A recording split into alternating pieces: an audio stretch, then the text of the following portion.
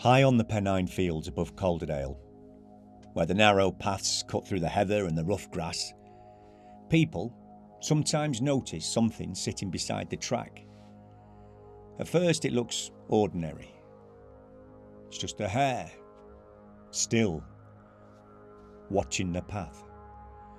The walkers, they pass it all the time. Boots on the gravel, wind moving through the grass.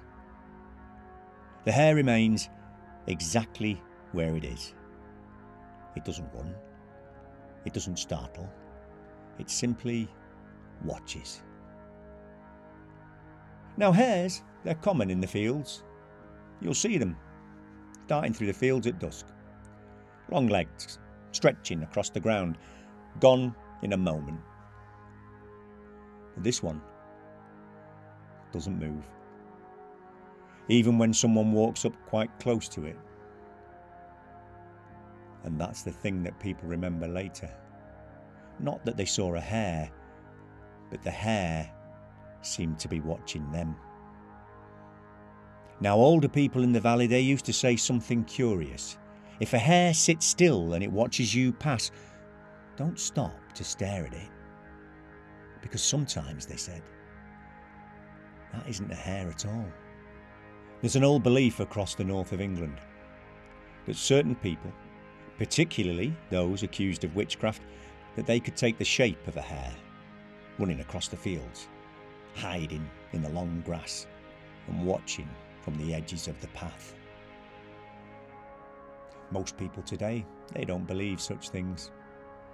And yet, the stories have never quite disappeared.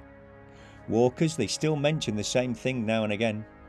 A hare sitting beside the path, perfectly still, watching. They pass it, they walk a little further up the track, and something makes them turn to look back.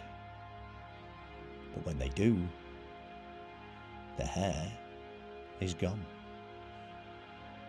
No movement in the grass, no animal running across the field.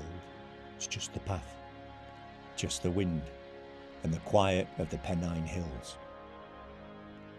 So if you ever walk those high paths above Calderdale and you notice a hare sitting beside the track, watching you as you pass, you may feel a small curiosity to stop, to look closer.